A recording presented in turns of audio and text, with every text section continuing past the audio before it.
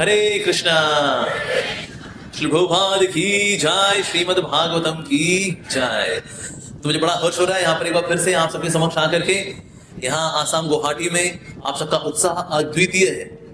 तो मैं कई स्थानों पे जाता हूँ, so one of the best places जहाँ पर भक्तों का सुनने में बहुत अधिक रुचि है वो है गुवाहाटी के भक्तवृंद। और इसका बहुत बड़ा श्रेय जाता है श्रीपाद शंकर देव जी को, जिन्होंने यहाँ पर इतनी सुंदरता से प्रचार प्रसार किया।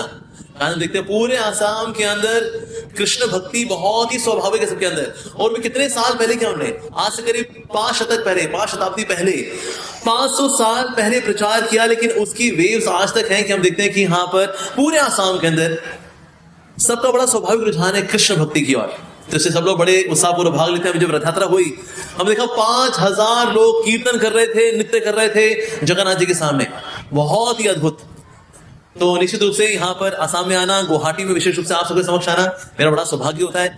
तो पिछली बार जब मैं यहाँ पर आया था तो मैंने यहाँ प्रसंग लिया था, कौन सा, किसको याद है? तू आजा मुझसे मिल, आजा मिल, अजामिल, याद आया? अजामिल का प्रसंग हमने लास्ट टाइम लिया था 2 साल पहले यहाँ पर कृष्ण कथा में। और फिर यहाँ पर हमने हरि नाम की महिमा पर डेडिकेट किया था पूरा भागवत सप्ताह कि भगवान श्री कृष्ण के नाम की क्या महिमा है। तो इस बार हम भला क्या थीम लेने वाले हैं, वो है कृष्ण जन्म लीला। वो भगवान श्री कृष्ण जो कि अजन्मे हैं, अविनाशी हैं, वो भला जन्म कैसे लेते हैं।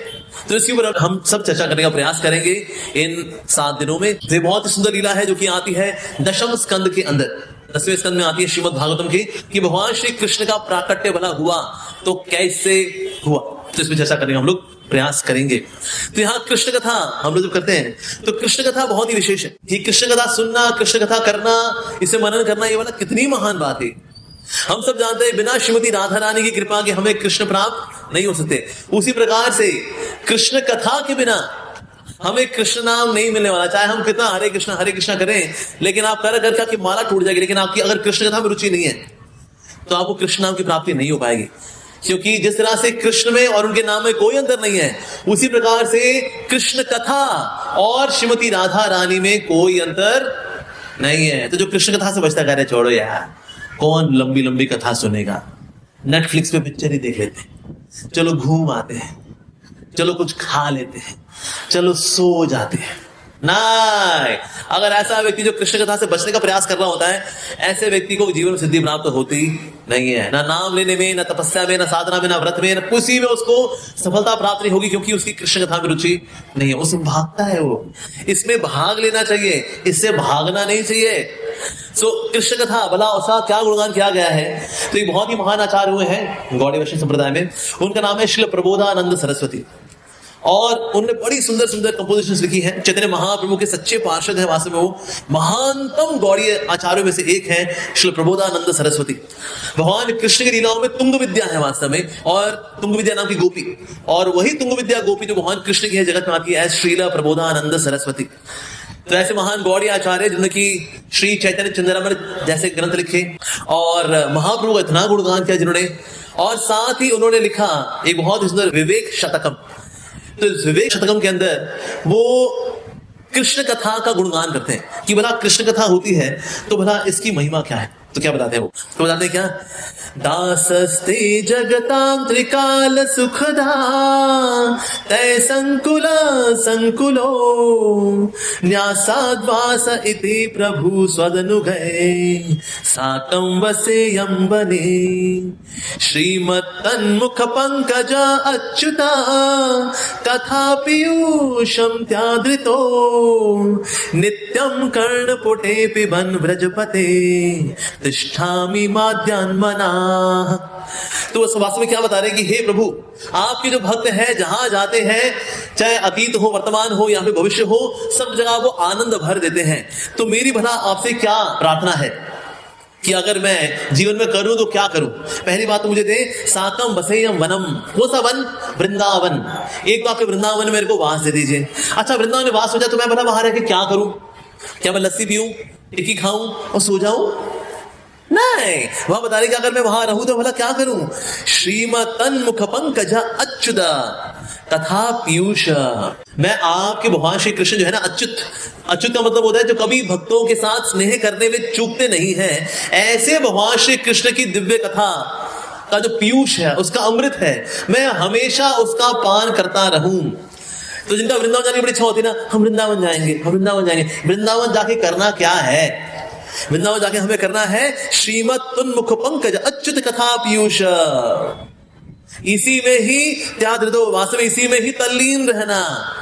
यानी कथा को हमें बहुत ध्यान से सुनना चाहिए। अगर कथा सुनते सुनते ऐसा होता है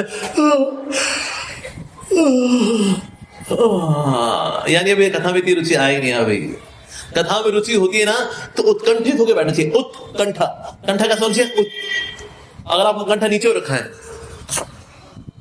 नहीं, उत्कंठित होकर के कृष्ण कथा को सुनना चाहिए। तो कितना सुनना चाहिए बना? कितना बता रहे हैं, नित्यम कर्णपुटे पिबन व्रजपते, कि वास्तव में नित्य कर्णपुटे, मेरे कानों में नित्य कृष्ण कथा आती रहे। ऐसा उससे फिर क्या होगा बोला? तो कृष्ण आपके हृदय में स्थित हो जाएंगे। तिष्ठामि माद्यान मना, मन जो है ना उसमें दुख ही दुख भरा हुआ है, लेकिन उसमें माद्यान मना, उसको एकदम प्रसन्नचित कर देगी आपकी कथाएं। इसीलिए मेरी आपसे यही विनती है, मुझे और कोई प्रयोजन नहीं आपसे, मुझे आपसे और कोई वर नहीं चाहिए। हे कृष्ण, ये मेरी इच्छा पूरी कर दीजिए कि आपके भक्तों के संग में बैठ करके कृष्ण कथा का पान हो पाए। अगर आप कृष्ण कथा को एक बार सुनते हैं तो आप सौभाग्यशाली कहलाते हैं। अगर आपको बार बार या 3-4 बार, हफ्ता भर अगर सुनने को मौका जाए तो आप और सौभाग्यशाली कहलाते हैं। और यदि आपको नित्यम भागवत सेवा का सौभाग्य मिल जाए तो आप सबसे अधिक सौभाग्यशाली कहलाते हैं। तो आपसे कौन कौन सौभाग्यशाली बना है? आज तो सौभाग्यशाली आप हो गए, यानी आप आज अपनी कृष्ण कथा को आप सुनेंगे। इसके बाद 7 दिन अगर आप सुन लेंगे तो यानी आप हो जाएंगे और अधिक सौभाग्यशाली। और इसके बाद फिर आप नित्य श्रीमद् भागवतम का पाठ करते हैं किसी शुद्ध भक्त के संग में, तो आप और अधिक सौभाग्यशाली हो जाएंगे, सबसे अधिक सौभाग्यशाली हो जाएंगे। तो कृष्ण कथा अगर को पान करे तो भला इसका परिणाम क्या निकलता है? ठीक है जी।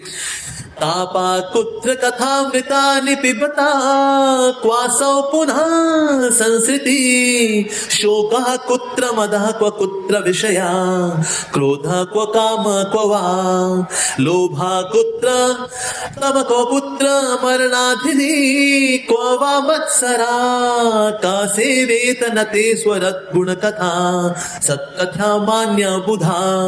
अगर कोई बुद्धिमान व्यक्ति कृष्ण कथा का पान करता है तो क्या होगा फिर भला?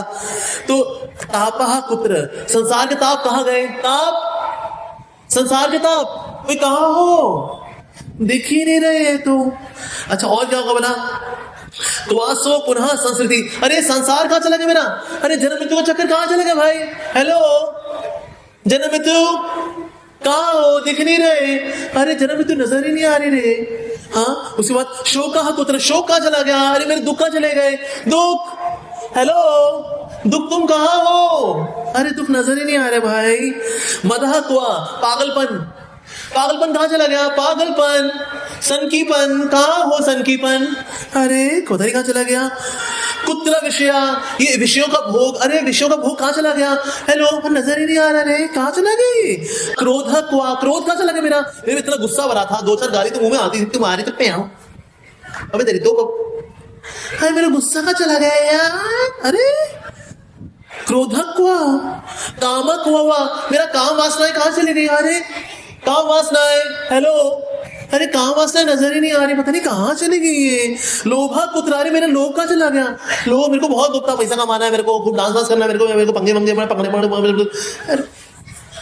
लोभ मेरा कहां चला गया? अरे कुत्र मरना, अरे मृत्यु, मृत्यु, मृत्यु मैडम, हेलो, मृत्यु मैडम कहां गई? मृत्यु माता जी, मृत्यु माता जी देखी नहीं, पता है मृत्यु माता जी कहां चले गई? मैं भीती। अच्छा भाई, भाई, भाई जी कहां है? मिस्टर भाई, भाई भी चला गया। अरे वाह मत्सरा, ईर्ष्या, ईर्ष्या द्वेष, ईर्ष्या माता जी, द्वेष प्रभु, हरि बोल, कहां है? अरे नजर ही नहीं आ रहे। अरे क्या हो गया? कोई नजर ही नहीं आ रहा। पर कब होता है ऐसा भला? का से वेतनते स्मृत गुणा कथाम सत्कथा मानम बुधा। जो बुद्धिमान व्यक्ति होता है वो कृष्ण कथा के श्रवण की सेवा में लग जाता है। इसीलिए फिर ऐसा होता है, तापः कुत्र कथामृतानि पिबता क्वासौ पुनः संसृति, शोकः कुत्र मदः क्व कुत्र विषया, क्रोधः क्व कामः क्व वा, लोभः कुत्र तमः क्व कुत्र मरणावभीतिः क्व वा मत्सरा, क सेवेत नरेश्वरत् गुणकथा सत्कथ्यमानं बुधा। बुद्धिमान व्यक्ति क्या करता है? कृष्ण कथा का पान करता है और फिर ये सब मिस करता है। वो अरे कहां चला गया मेरा क्रोध, काम, ये ईर्ष्या, द्वेष, मिर्त्यु, संसार के वो कहां है? अरे पता नहीं कहां चले गए रे। ऐसा हो जाता है। तो भला इनके साथ क्या होता है? फिर उससे अगले श्लोक में बताते हैं, प्रबोधानंद सरस्वती जी बताते हैं, क्या बताते हैं? श्रीमद कृष्ण कथा त्रिताप शमनी शोकाब्धि संशोषणी क्रोध ध्वांत विनाशनी मद गजा प्रोत्साह विध्वंसिनी लोभारंभ विघट्टिनी विषयकृत वैषम्य निर्हारिणी चित्तानंद विवर्धनी निज जना एक प्रभाकारिणी। तो क्या है जी? श्रीमद कृष्ण कथा क्या करती है? त्रिताप शमनी। वहां से त्रिताप जो है, त्रिताप शरीर से मिलने वाला दुख, मन से मिलने वाला दुख, किसी और से मिलने वाला दुख, ये प्राकृतिक आपदाओं का दुख, ये प्लेन क्रैश का दुख, अरे त्रिताप शमनी, त्रितापों को शांत कर देती है कृष्ण कथा। और क्या करती है कृष्ण कथा? शोकाब्धि संशोषणी। ये जो शोक का संसार है, इस शोक का जो सागर, इसमें हम डूबते रहते हैं हमेशा, यहां डूबे, कभी इस शोक में, कभी उस शोक में। संशोषणी, उस सागर को जो कि दुख का सागर है, शोक का सागर है, उसको सुखा देती है कृष्ण कथा। और बता रहे हैं क्रोध ध्वंत विनाशिनी। जो क्रोध है ना, क्रोध को शांत कर देती है। क्रोध की वजह से क्या था? अंधकार आता है। क्रोध का जो अंधकार है उसको मिटा देती है कृष्ण कथा। यानी कि आप बड़े सौम्य हो जाओगे। ये ग्रज, ये आक्रोश, ये गाली गलोच, ये बद्दुआएं कीड़े पड़े तुमको। सर क्रोध ध्वांत विनाशनी। मद गजा, जो मद का जो गज है, यानी पागलपन का जो हाथी है, मद गजा प्रोत्साह विध्वंसिनी। ये जो पागलपन का जो हाथी है, जो यहां वहां चिंघाड़ता रहता है और हमसे पागलपन के काम कराता रहता है, विध्वंसिनी, पागलपन के हाथी को नष्ट कर देगी।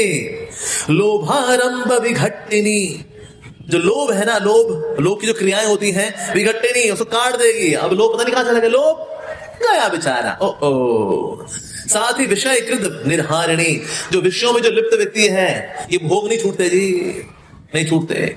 कितने लोग बताते कितना समय हो गया, ये भोग की इच्छाएं बनी हुई हैं, कब निकलेंगी ये? अरे विषयकृत वैषम्य निर्हारिणी, ऐसी है श्री कृष्ण कथा। साथ ही चित्तानंद विवर्धिनी, जो चित्त में जो आनंद है, यानी आत्मा का जो आनंद है, उसको कई गुना, सैकड़ों गुना बढ़ा देती है ये कृष्ण कथा।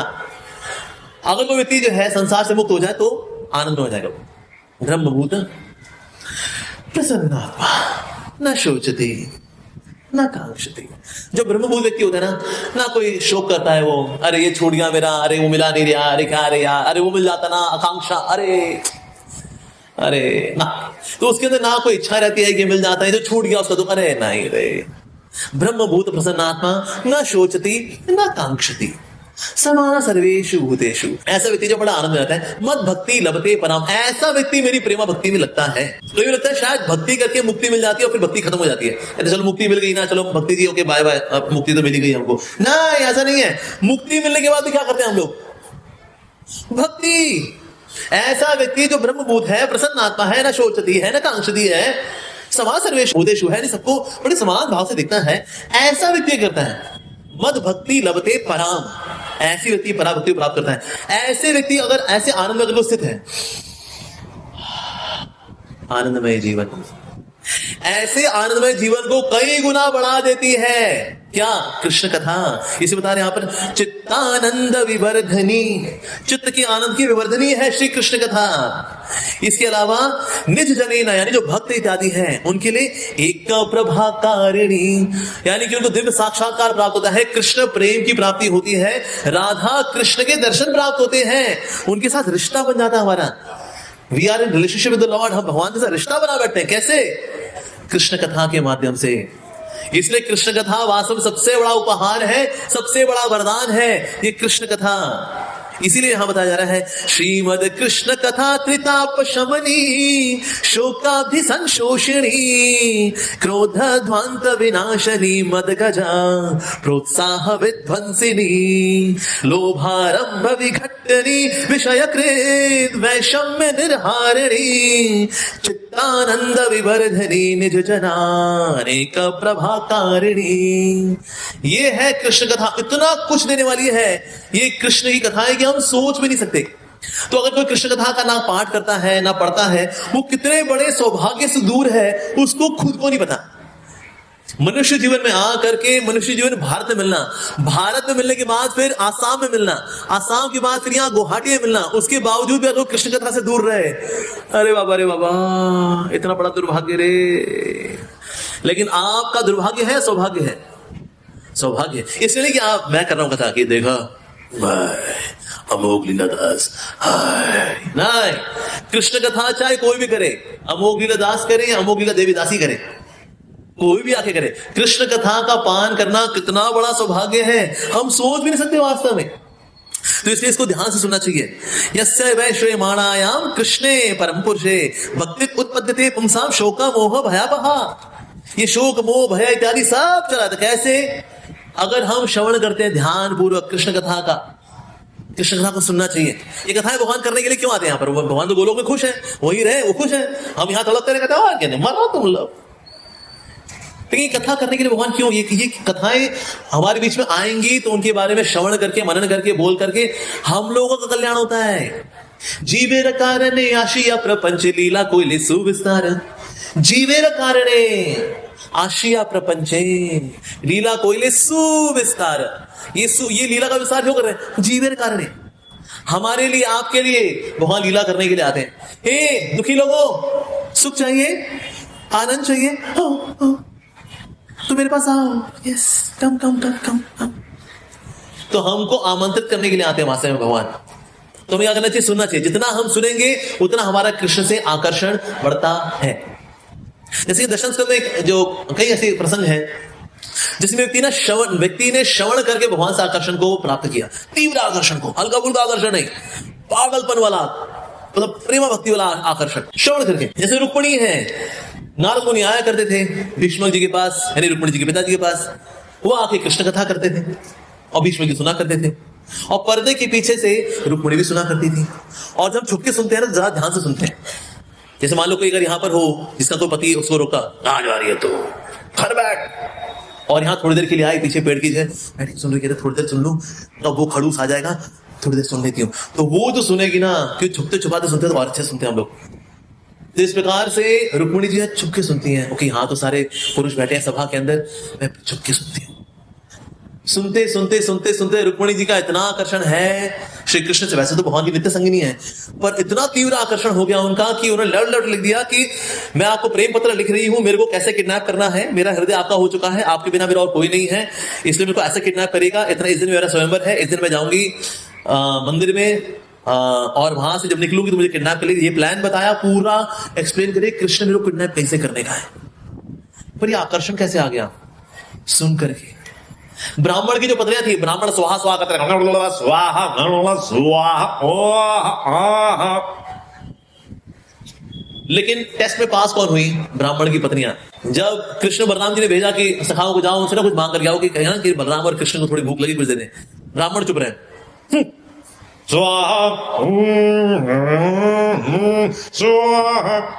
मांगा लेकिन कुछ मिला ही नहीं। सखा गए वापस कृष्ण के पास, कृष्ण का चलो ब्राह्मण की पत्नियों से मांग करके आओ। ब्राह्मण की पत्नियों से मांगने के लिए गए तो ब्राह्मण की पत्नियां खुद ही लेकर जाके सब कुछ, ये नहीं कि हाँ ये लो ले लो बस ठीक है, अब बस और मत मांगिए, इतना ही है, प्रेशर मत कीजिए प्लीज, जाइए ना। घर से सबसे बेहतरीन वस्तुएं खुद उठा करके चलती ब्राह्मण की पत्नियां कृष्ण से मिलने के लिए गई, और कृष्ण वहां पर हैं। कृष्ण ने अपना एक हाथ रखा हुआ है अपने सखा के कंधे पे, और एक हाथ से कमल को ऐसे घुमा रहे हैं। स्माइल है भगवान के चेहरे पे, पीतांबर वेश धारण किया हुआ भगवान ने, मोर पंख है भगवान के शीश पे, और ऐसे मुस्कुरा रहे, कमल घुमा रहे हैं। कमल किससे घुमा रहे हैं कि वहां से कमल नहीं है, तुम लोगों का मन है, तुम्हारा मन मेरे में ही रमा हुआ है पूरा। जैसे कमल है ना, घूमता फिरता जाए, लेकिन मेरे पास ये पूछता मेरे में रमा हुआ है। उस प्रकार तुम लोगों का मन है, और समय मेरा ही मन है, मेरा भी मन आपके ऐसे भक्तों में रमा हुआ है, ऐसा। लेकिन भला ये ब्राह्मण की पत्नियों में भला इतना आकर्षण कैसे आ गया? क्योंकि घर में जब भी कोई कुछ बेचने वाला आया करता था, तो वहां पर ये जो ब्राह्मण की पत्नियां हैं उसे सुनती, कहते अच्छा, अरे मथुरा, अरे वो मथुरा में ना, अरे वृंदावन में जो नंद महाराज का पुत्र है ना कृष्णा, पता उसने क्या किया, उसने आज ये किया, पता आज क्या किया, अरे आज तो कमाल ही हो गया। और ब्राह्मण की पत्नियां सुना करती, अच्छा तो फिर क्या हुआ, अच्छा तो फिर क्या हुआ, ओह अच्छा फिर क्या हुआ। इस प्रकार से फल खरीदने के बहाने से ही सही, लेकिन बुलाती थी कि मुझको अब इनसे कुछ सुनने का मौका मिलेगा। इस प्रकार से ब्राह्मण पत्नियां सुनते सुनते सुनते कृष्ण से इतनी अधिक आकर्षित हो गई कि दौड़ पड़ी कृष्ण की ओर, और इस प्रकार से उनको सिद्धि प्राप्त हुई। कैसे? सुन करके। ऐसी मथुरा में एक फ्रूट सेलर थी, वो फ्रूट बांटा करती थी, बेचा करती थी वो। और किसने जब भी वो फल बेचती तो जितने लोग बोलते हैं अच्छा तेरे फल बड़े अच्छे हैं, कहते हैं अरे हाँ जी हमारे फल बहुत अच्छे हैं। कहते अच्छा तेरे फल इतने अच्छे हैं क्या? अगर तेरे फल इतने अच्छे हैं तो क्या तूने मेरे फल कृष्ण को दिए? कहते हैं कृष्ण कौन है? कहते अरे तूने कृष्ण को नहीं दिए क्या? अरे क्या करती है तू? कृष्ण तो इतने सुंदर है, इतने सुंदर है, उनका ललाट इतना सुंदर है, घुंघराले बाल, होंठ तो जैसे बिंब फल जैसे लाल लाल होते हैं ना, ऐसे लाल लाल होंठ है उनके, गालों पर सुंदर सुंदर आकृतियां बनाती है यशोदा मैया। जो बोलता है तो मानो पूरे अस्तित्व में अमृत ही अमृत हो जाता है। अच्छा ओके, फिर अपनी टोकरी उठाई, ले लो फल ले लो, ताजे ताजे फल, आम ले लो, अमरूद ले लो, अनानास ले लो, पपीता ले लो। फिर कोई ब्रजवासी बोलेगा तेरे फल बहुत अच्छे हैं क्या? हाँ मेरे फल बहुत अच्छे हैं। कहते अच्छा तो तूने क्या अपने फल कृष्ण को दिए हैं? क्या तो कृष्ण बारे में नहीं जानती? अरे कृष्ण का तो पूछ ही मत, हम तो उसका नाम ही ले लेते हैं ना, आनंद से भर जाता है हृदय। फिर कृष्णा गुणगान सुनेगी, फिर चल ले लो, सेब ले लो, अनानास ले लो, पपीता ले लो, अमरूद ले लो। कहते अच्छा सुन, ये तेरे फल बहुत अच्छे हैं क्या? कहते हाँ जी बिल्कुल ताजे ताजे फल हैं जी। अच्छा तो तूने क्या अपने फल कृष्ण को दिए? कौन है ये कृष्णा? अरे कृष्ण को नहीं जानती तू? फिर कृष्णा गुणगान सुनेगी वो। ऐसे सुनते सुनते उसका ये हाल हो गया कि वो पहले बोलती थी ले लो फल ले लो, ताजे ताजे फल, सेब ले लो, अमरूद ले लो, पपीता ले लो। तो उसे बोला शुरू कर दिया ले लो, गोविंद ले लो, माधव ले लो, हरे कृष्णा ले लो। कहते क्या बेच रही तू? कहते फल बेच रही हूँ। कहते कौन से फल बेच रहे हैं? कहते अनानास, अमरूद, केला ये सब बेच रहे हो। तो ये बोलना, ये क्यों बोल रही? गोविंद ले लो, माधव ले लो, ये क्यों बोल रही तू? कहते हैं ऐसा बोला क्या? कहता और क्या? इधर टेप सुन अपना। अच्छा नहीं मैं ध्यान रखूंगी। ले लो, सेब ले लो, अमरूद ले लो, अनानास ले लो, पपीता ले लो, गोविंद ले लो, माधव ले लो, गोविंद दामोदर माधव एति। कहते तू क्या बोल रही है? मैं बोल रही कि सेब ले लो, अमरूद। अरे नहीं तू बोल रही गोविंद ले लो, दामोदर ले लो, क्या कर रही है तू? कहते अच्छा ये तो बताओ ये कृष्ण का घर वाला कहां पर है? तो हर बार कृष्ण के बारे में सुनते उसका इतना आकर्षण हो गया कि मेरे को कृष्ण के पास जाना है और सारे फल मुझे कृष्ण को देने हैं। तो इस प्रकार चलती रही किसी पूछता अच्छा कृष्ण घर कहां पर है? तो ब्रजवासी बोलता बस ये रहा, यहां से चले और बस यहीं पर ये रहा बस। ये चलती रही। अच्छा आप कहां है? तो बस ये आई गया। ऐसे आई गया करते 84 लाख पूरा परिक्रमा हो गई उसकी। उसके बाद तो ये सर पकड़ के बैठ गई, अरे कृष्ण कब ही मिलेंगे मेरे को? ओ कृष्णा, ओ कृष्णा। और आंखों से झरझर आंसू बह रहे हैं, और कृष्ण का नाम ले रही है और आंखों से अश्रु बहे जाए। ओ कृष्णा, गोविंद दामोदर माधवेति, ओ गोविंदा। तो ये बड़ी एक मीठी सी आवाज आई, सुनो तुम क्या बेच रही हो? आंख खोला, देखा सामने प्यारा सा बच्चा खड़ा है, श्याम वर्ण का है, पीले रंग की उसने लंगोट पहनी हुई है, उसके घुंघराले बाल हैं, बड़ी सुंदर मुस्कान है, कमल नयन है, कोमल उसके हाथ हैं। कहते आप क्या बेच रही हो? कहते अच्छा बेटा ये तो बताओ ये कृष्ण का घर क्या है? तो कृष्ण का घर ये रहा। अच्छा यही है, और तुम? तो मैं कृष्णा। अरे तभी मैं कहूँ ये पूरे ब्रजवासी जहां जिससे मिलो सब यही कहते हैं कि कृष्ण ये कृष्ण वो, कृष्ण का गुणगान 1 2 3 4। अरे तुम ही हो कृष्ण? हाँ मैं ही हूँ कृष्ण। अच्छा तुम ही हो कृष्ण? एक बार मैया बोलोगे, कहते नहीं नहीं नहीं नहीं, मेरी एक ही मैया, यशोदा मैया, मेरी और कोई मैया नहीं है। अच्छा एक बार, ठीक है मैया। अरे जैसे ही उस फल वाले ने सुना मैया, झरझर झरझर आंखों से आंसू, स्तब्ध रह गई, देखती रह गई बस। कहते एक और निवेदन है, एक बार मेरी गोद में बैठ जा। कहते नहीं नहीं बिल्कुल नहीं, मैया ने मना किया, किसी गोद में नहीं बैठना चाहिए, बाहर किसी अनजान व्यक्ति की गोद में नहीं बैठना है। एक बार तेरे से विनती है कृष्णा, एक बार मेरी गोद में बैठ जा।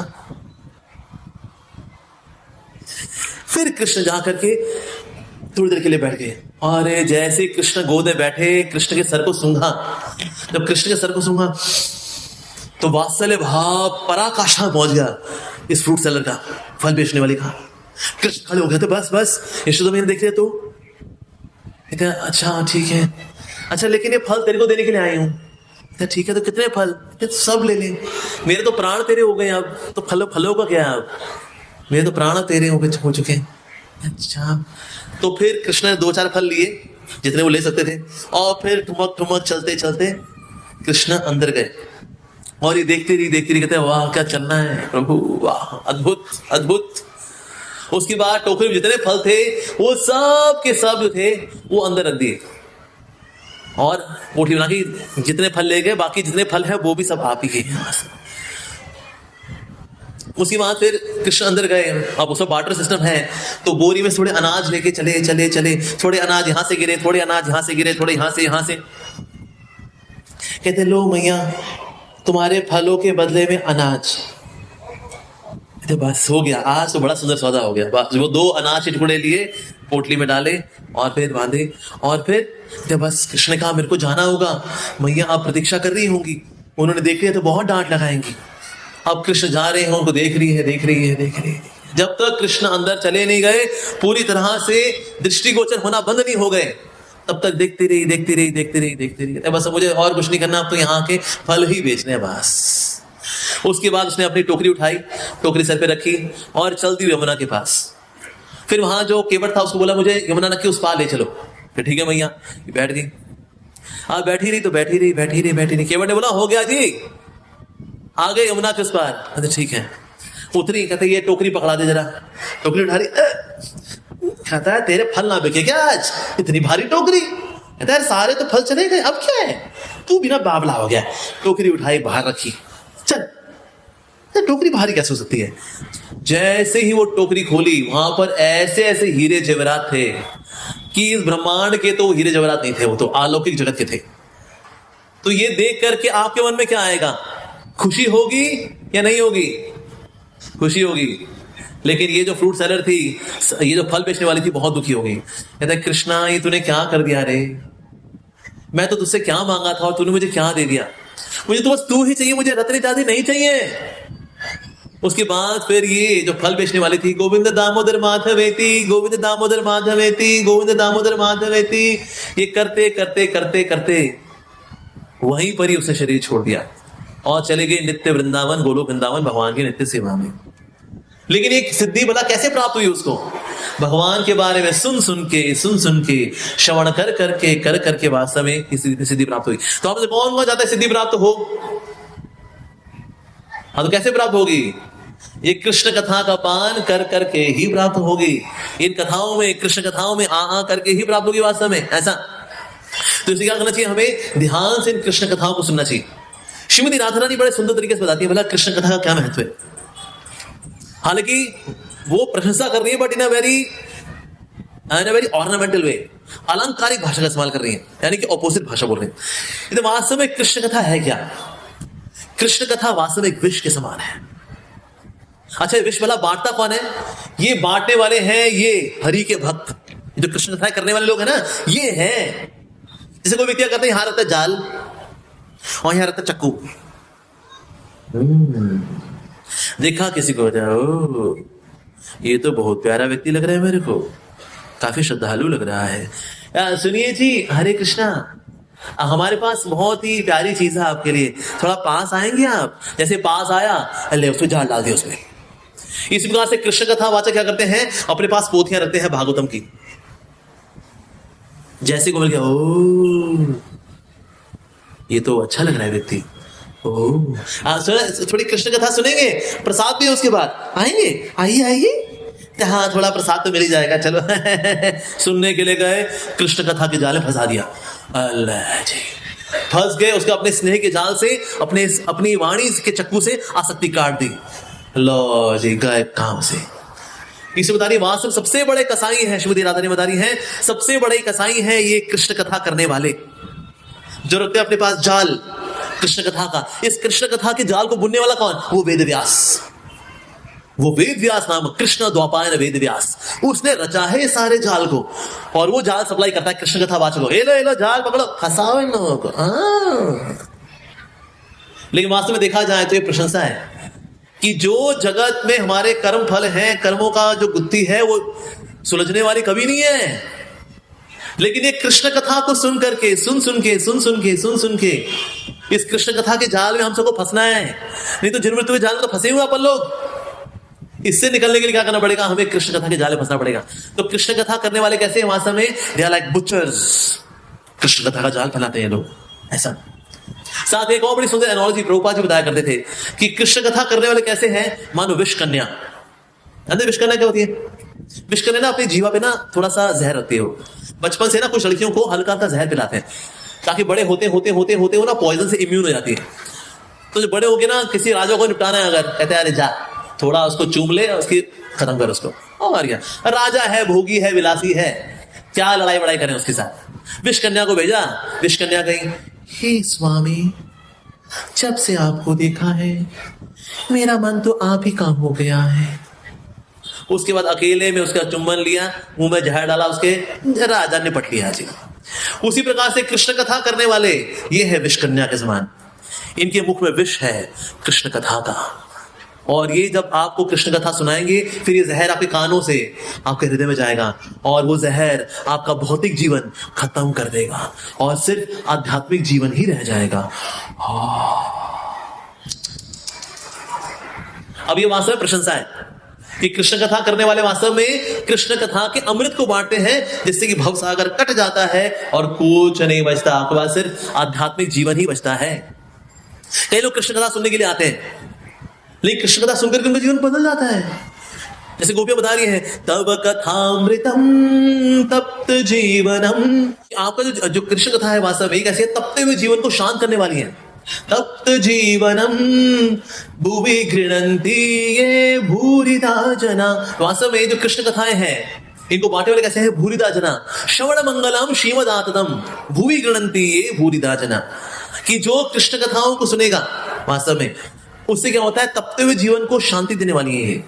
तब कथामृतम तप्त जीवनम कवि विरीदितम कल्मषापहम श्रवण मंगलम श्रीमदाततम भुवि गृह्णन्ति ये भूरिदा जना। कि वहां से कृष्ण कथा कैसी है? श्रवण मंगलम, जीवन मंगल करने वाली है और तपते हुए जीवन को शांत करने वाली है। यस, इसका एक और भी देते हमारे आचार्य, लेकिन है वास्तव में कृष्ण कथा सुनने के बाद क्या होता है? तप्त जीवनम। पहले आप बड़ा मस्ती कर रहे थे, मूवीज देखते थे, यो करते थे, कुछ भी खाते पीते थे, फिर कृष्ण कथा सुन ली, लंबे लंबे बाल थे, उसने बाद में क्या कर लिया? गंजा हो गया, वो शिखा रख ली उसने। कहता है अरे ये क्या हो गया तेरे साथ? ये पर कब होता है? जब वो व्यक्ति कृष्ण कथा में बैठ जाता है वहां से। तप्त जीवनम, पहले सब अच्छे से खाता पीता था वो, अब एकादशी का व्रत रखता है। अरे आज कुछ खाओगे? नहीं जी, आज वो एकादशी का व्रत है। अरे तो सब खाता पीता था। अरे हाँ, वो कृष्ण कथा में बैठ गए ना, इसलिए तब से फिर ये एक्सीडेंट हो गया रब्बा। कैसे हुआ ये? कृष्ण कथा सुन करके वास्तव में। तो इसलिए कृष्ण कथाएं जो है वास्तव में ये व्यक्ति का जीवन बदल देती हैं। हमारा लाइफ स्टाइल, हेयर स्टाइल सब चेंज करने की शक्ति है कृष्ण कथा के अंदर, ऐसा है वास्तव में। इसके अलावा साथ ही बताया जा रहा है कि ना भगवान कृष्ण की कथाएं विशेष रूप से जो भगवान के ब्रजवासियों के साथ, जो गोपियों के साथ जो कथाएं हैं, ये बहुत ही विशेष है। इनको सुनने के लिए बहुत ही प्रगाढ़ श्रद्धा चाहिए।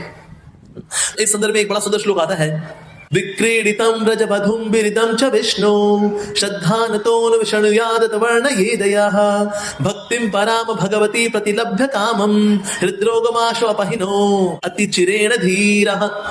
कि अगर कोई विक्रीडितं व्रजवधूं यानी व्रजवधू के साथ, गोपियों के साथ भगवान श्री कृष्ण के दिव्य आदान प्रदान है, दिव्य आदान प्रदान है, अगर कोई इनको सुनता है तो ऐसा व्यक्ति धीर हो जाएगा और हृदय में जो रोग है काम वासनाओं का वो दूर हो जाएगा। अरे ऐसा कैसे रे? गोपियों के साथ उनके प्रसंग को सुन करके होना क्या चाहिए? काम वासना बढ़ जानी चाहिए। लैला मजनू, श्री फरहाद, रोमियो जूलियट, राधा कृष्ण, ऐसा होना चाहिए। जैसे उनके बारे में सुनते तो प्यार कहता बस यार, जब से लैला मजनू का सुना प्यार लगा है, मैं भी किसी को ढूंढूं, मैं भी किसी से प्यार करूं, प्यार प्यार प्यार।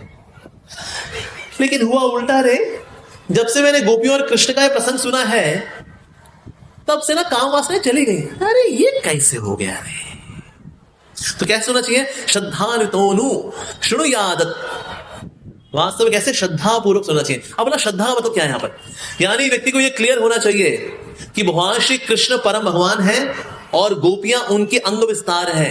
ये फंडा क्लियर होना चाहिए। रस के तत्व का थोड़ा अंडरस्टैंडिंग कुछ होनी चाहिए।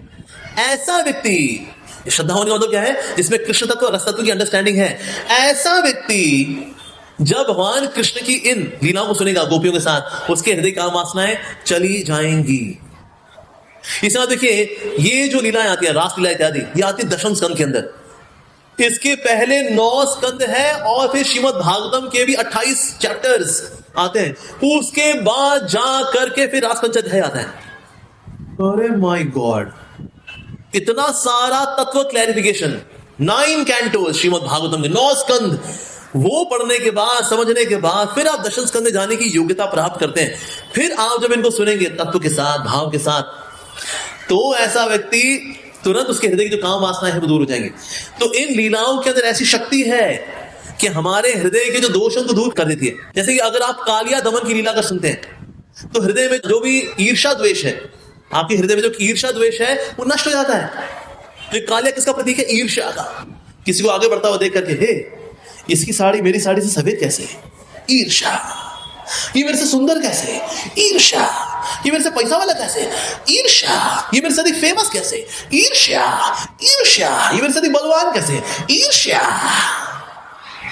ईर्ष्या नष्ट होती है जब आप ये लीला को सुनते हैं या पढ़ते हैं। किस प्रकार भगवान कृष्ण कालिया के फन पर, ही इज हैविंग फन, अगर आप ये सुनते हैं तो आपके हृदय की ईर्ष्या दूर हो जाएगी। वाह, अद्भुत। अगर आप धेनुकासुर के मरण की लीला को अगर सुनते हैं, उसकी वजह से जो ये संसारिक जो बोझा उठा के रखा कर्मों का, शुष्क ज्ञान का, ये सारा बोझ हट जाता है कृष्ण की धेनुकासुर के वध की लीला सुन करके। अगर आप पूतना वध को सुन लेते हैं तो आप पाखंडी गुरुओं से बच जाएंगे। पाखंडी गुरु कैसे आते भला? अच्छे से टिटपिट होते हैं, एकदम टकाटक, दाढ़ी बड़ी बढ़िया होती है उनकी। और बच्चा क्या चाहिए तुझे? आओ कभी अकेले में मिलो, कमरे में आना, खेतों के पीछे आना, वहां तुमको बहुत ही विशेष ज्ञान देंगे हम।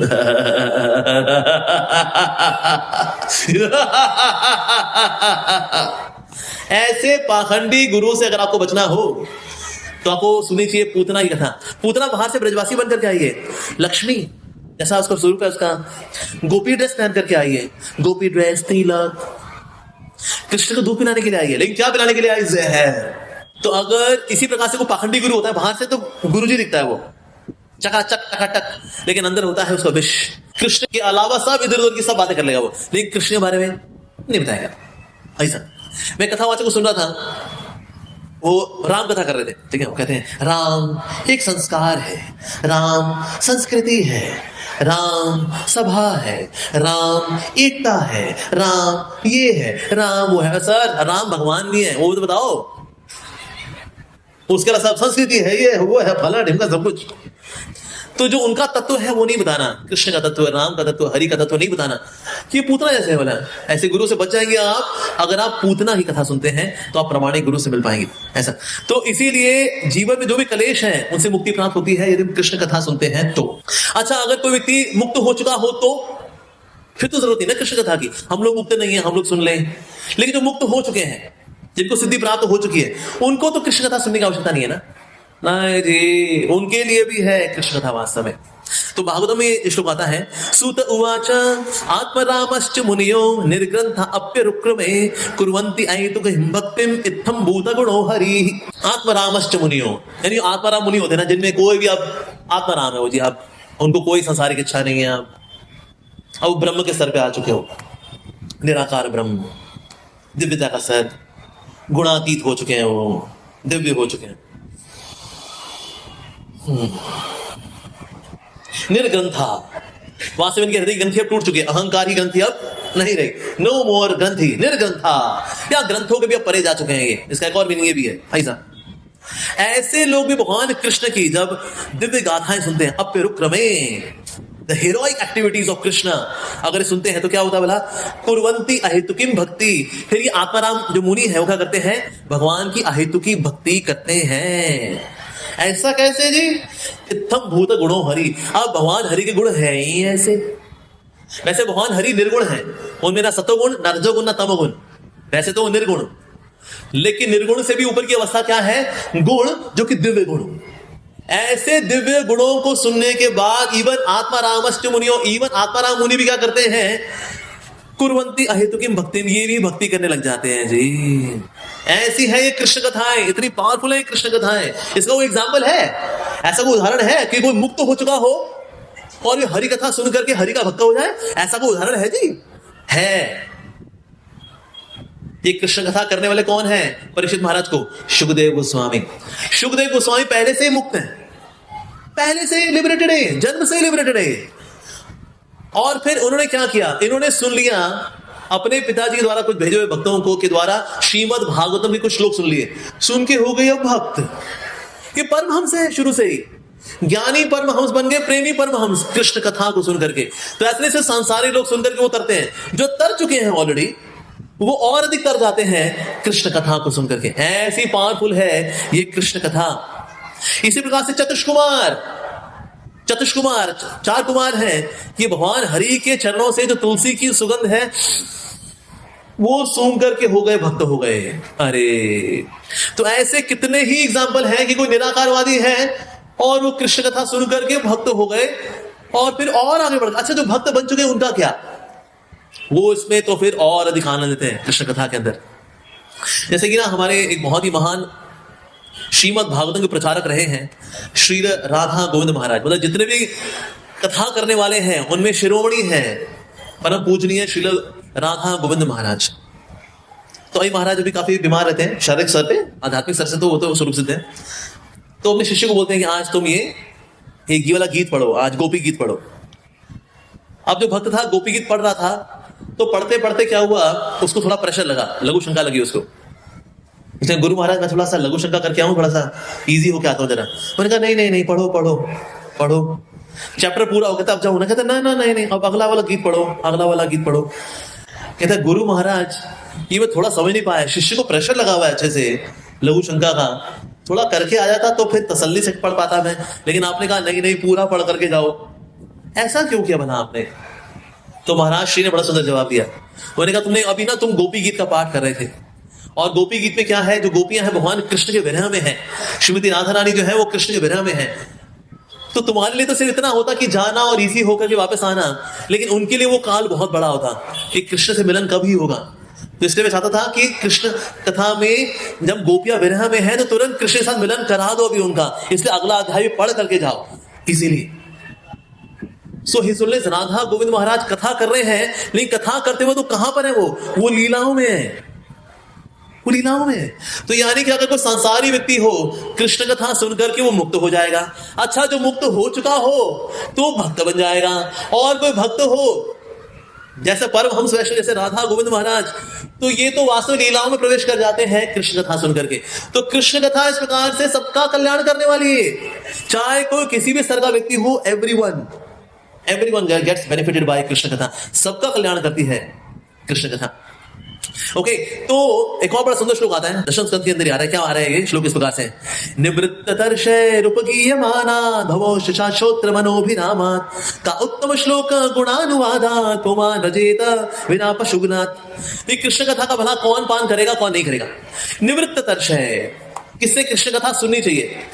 तो वास्तव में जो है निवृत्त तर्षय है, जिनको कोई संसारिक इच्छा नहीं रही। ऐसा देखिए, वक्ता दो प्रकार के होते हैं कृष्ण कथा के। एक होते हैं सराग वक्ता, एक होते हैं नीराग वक्ता।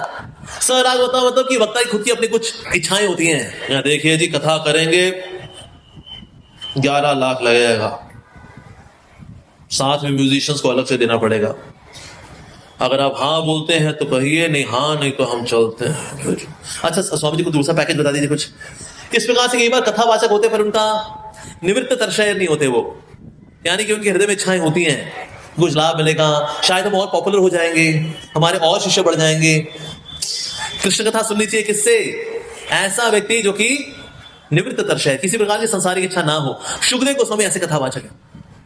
अगर आप सराग वक्ता से सुनेंगे तो भी आपको थोड़ा बहुत लाभ मिल सकता है, नो डाउट, लेकिन नीराग वक्ता से सुनेंगे तो आपको बहुत अधिक लाभ मिलता है। तो कृष्ण कथा हमें नीराग वक्ता से सुननी चाहिए, सराग वक्ता से अब सुननी पड़ जाए तो फिर सुन लीजिए, लेकिन वैसे नीराग वक्ता से ही सुननी चाहिए वास्तव में। तो निवृत्त तर्षय कौन होते हैं भला? ये तो ज्ञानी भी निवृत्त तर्षय है। अगर तो सुनने वाला मालूम हो जाए निवृत्त तर्षय, बोलने वाला निवृत्त तर्षय है, सुनने वाला भी हो जाए, तो मतलब अरे वो तो ज्ञानी लोग भी होते हैं। लेकिन ज्ञानी लोग ना भगवान के बारे में गुणगान नहीं करते, उपगीयमानात्। ये जो भगवान का गुणगान करना है ना, ये नहीं करते वो, बाकी जरूर ये सब बातें कर लेंगे, लेकिन कृष्ण कथा का गुणगान करना, उसको गाना, हृदय से गाना, not as a matter of performance, मुझे दिखाना है, मुझे इंप्रेस करना, ना ना ना ना ना, सबसे शुद्ध बेहतरीन शब्दों में भगवान का गुणगान गाना, उपगीयमानात्, ये करना वास्तव में ये सिर्फ भक्तों के ही लक्षण है वास्तव में। ऐसा अच्छा, तो इसका रिजल्ट क्या मिलता है फिर? भव औषधि। ये भव औषधि है कृष्ण कथा। अच्छा जी, औषधि, औषधि बड़ी कड़वी होती है। आयुर्वेदिक दवाई खाई हमने, एलोपैथिक दवा, तो फिर पीना पड़ेगा इसको क्या? कहता नहीं नहीं नहीं, श्रोत्र सुनना है इसको। कहता अच्छा, ये दवाई यहां से लेते हैं? हाँ, यहां से नहीं ना, यहां से नहीं, यहां से। ओ अच्छा, लेकिन दवाई कड़वी होती है, यहां से लो या यहां से लो, अच्छा तो नहीं लगेगा ना। औषधि है ये, औषधि। नहीं नहीं नहीं, मनो भी रामन, मन को अच्छा लगता है, कानों को भी अच्छा लगता है, मन को भी अच्छा लगता है। कृष्ण कथा एक ऐसी औषधि है जो मीठी मीठी है। जैसे होम्योपैथिक दवाइयां के लोग इसे खाते हैं, कहते हैं मीठी मीठी गोलियां। ये कृष्ण कथा बहुत मीठी है, औषधि है, भवसागर को पूरा सुखा देगी और अच्छा भी लगेगा। वाह! अब कौन कौन मानता है कृष्ण कथा सुनना एक सात्विक एक्टिविटी है? हाथ खड़ा करें। गलत। हेलो, सभी गलत? अरे हाँ जी, सत्वगुण में क्या होता है? सत्वगुण में कोई चीज शुरू में कड़वी होती है, बाद में अच्छी लगती है, ऐसा होता है। जैसे तपस्या करना, शुरू में कड़वा लगता है, अरे यार तपस्या करना पड़ रहा है, लेकिन धीरे धीरे करके अच्छा लगता है, अच्छा लगता है, लेकिन दैट्स सात्विक। जो चीज शुरू मजा देती है लेकिन बाद में दुख देती है, जैसे लड़का लड़की वाला खेल, शुरू में अच्छा लगता है, बेबी है, बेबू है, क्यूटी है, मेरे ये मेरे वो, शुरू में अच्छा लगता है, बाद में अरे किस चक्कर में पड़ रहा है यार। रजोगुण, रजोगुण शुरू में मीठा, बाद में स्यापा। तमोगुण शुरू में भी दुख, बाद में भी दुख। तो ये होता है सतो रजो तमो। ठीक है, सतोगुण शुरू में क्या होता है? कड़वा, बाद में मीठा। कृष्ण कथा कैसी है? शुरू में भी मीठी, बीच में भी मीठी और आगे भी मीठी, और मीठी मीठी मीठी मीठी मीठी। अच्छा, फिर आपको डायबिटीज नहीं हो जाएगी इतना मीठा मीठा मीठा मीठा मीठा मीठा? नहीं सर, ये तो भव की औषधि है, ये तो इसलिए मीठी मीठी मनोविरामा। ऐसा का उत्तम श्लोक गुणानुवाद। भला कौन होगा ऐसे भगवान कृष्ण गुणगान नहीं सुनेगा, जिनको कि उत्तम श्लोक, दुनिया के सबसे बेहतरीन उत्तम शब्दों में जिनका गुणगान होता है, भला इनके बारे में कौन नहीं सुनेगा? तो बताया जा रहे हैं वास्तव में, कुमार रजेता बिना पशुगुना, ऐसा व्यक्ति जो पशु को मारे या आत्मघाती हो। पशु को मारने वाला है, चल बकरा काटते रहे, बलि देंगे स्वर्ग मिलेगा, कौन होती है? कर्मकांडी लोग। कर्मकांडी व्यक्ति की कृष्ण कथा में रुचि नहीं होती, कहता है अरे बकरा काटो यार, और तो पुण्य कमाएंगे, स्वर्ग जाएंगे, और क्या नहीं। तो जो कर्मकांडी व्यक्ति है उसी कृष्ण कथा में रुचि ना, उसी कृष्ण कथा में रुचि नहीं होती, कर्मकांडी जो लोग होते हैं। साथ ही और कौन से हैं? जो कि आत्मदान यानी कि आत्महत्या करने वाले हैं। आत्महत्या करने वाले कौन है? कि निराकारवादी, जिनको निराकार ब्रह्म में कूद करके एक होने का है, कहते बस अहम ब्रह्मस्मि, एक ब्रह्म द्वितीय नास्ति, ब्रह्म सत्य जगत मिथ्या। अब क्या आपका लक्ष्य क्या है? निराकार ब्रह्म में एक होना है मेरे को। आज सेवा नहीं करनी, सेवा में क्या रखा है भाई? एक होना है मेरे को। तो जो निराकार ब्रह्म में एक होना चाहते हैं लेकिन परम ब्रह्म की सेवा नहीं करना चाहते, आलसी लोग है ना, ऐसे लोग भी कृष्ण कथा नहीं सुनते, कहते अरे क्या ये कथाएं हैं, ये कहानियां हैं और क्या, नहीं तो कहानियां पढ़ लेंगे बाहर कहीं और, बड़ी पढ़ी हमने कहानियां, अब हम ब्रह्म का साक्षात्कार करेंगे। तो ऐसे लोग जो नहीं जानते कि ब्रह्म का स्रोत कौन है, बना who is the origin of ब्रह्म, कृष्णा, जो नहीं जानते, फिर वो कृष्ण कथा में अरे ये सब छोड़ो यार, चलो ब्रह्म में ध्यान लगाते हैं। सो हम सो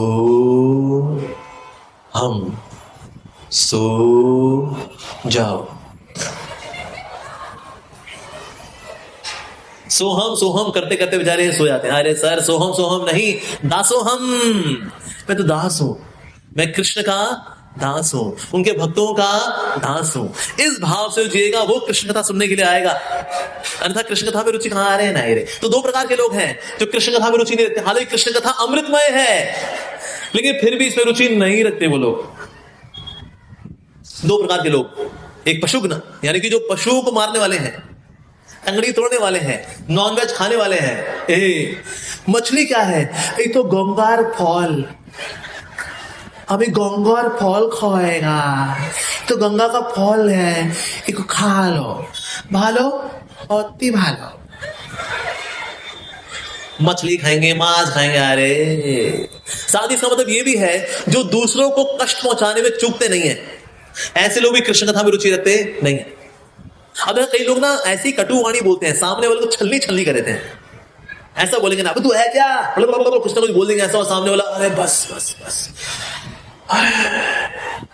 जो अपनी वाणी से औरों को कष्ट पहुंचाते हैं, छलनी करके रख देते हैं सामने वाले को, ऐसे लोगों की भी कृष्ण कथा में रुचि होती नहीं है, कृष्ण कथा को स्किप करेंगे ऐसे लोग। तो इसलिए ऐसे लोग भी आप दुनिया जहां में सब कर लेंगे, लेकिन क्लास में नहीं बैठेंगे। आप देखो सब कर लेते, भैया उठा पटक ये वो सब कर लेंगे, पंखा उतारना, जूते चप्पल ऊपर नीचे करना, बाल्टी धूम धड़ाका सब कर लेंगे, ऐसा क्लास में बैठ जाओ हैं, ये ना हो काम से सब कर लेते हैं वो, लेकिन ये काम नहीं कर पाते। तो इसलिए जो दूसरों को कष्ट देने वाले हैं ऐसे लोग कृष्ण कथा में रुचि नहीं रख पाते। तो इसे बता रहे यहां पर, बिना पशुघ्नाथ, जो पशुओं को मारने वाले हैं या फिर आत्मघाती हैं, इन वे आत्मघाती वो जो कि निराकार ब्रह्म में कूद करके स्पिरिचुअल सुसाइड करना चाहते हैं, आत्महत्या करना चाहते हैं, ऐसे लोग भी कृष्ण कथा में रुचि रखते नहीं हैं, ऐसा। ठीक है जी। इसके बाद फिर परीक्षित महाराज शुकदेव गोस्वामी की प्रशंसा शुरू करते हैं कि मैं आपसे सुनना चाहता हूं। ठीक है जी। और फिर वो बोलते हैं कि आप हैं मुनि सत्तम, यानी मुनियों में आप सर्वश्रेष्ठ हैं। ऐसा कैसे जी, क्यों भैया शुकदेव गोस्वामी भला मुनि श्रेष्ठ वाला कैसे है? पहली बात तो परमहंस है। परमहंस का मतलब क्या होता है भला? Paramahamsa mean the one who is attracted only to Krishna. Krishna जो है परमहंसों को भी आकर्षित करते हैं। Paramahamsa can not be attracted by anyone, वो किसी चीज से, किसी वस्तु से, किसी व्यक्ति से, किसी प्रलोभन से आकर्षित होते नहीं है, उनको बोलते हैं परमहंस। लेकिन वो एक से आकर्षित हो जाते हैं, कौन? कृष्ण। ऐसे हैं श्री शुकदेव गोस्वामी। और ऐसे शुकदेव गोस्वामी में इतना आकर्षण है कि वो कृष्ण कथा करने जब बैठे हैं तो कई मुनि लोग सामने बैठे हुए हैं। उनके गुरुजी कौन? शुकदेव गोस्वामी के व्यासदेव क्लास में बैठे हुए थे। सोचो, डिसाइपल की क्लास में गुरुजी बैठे हुए हैं।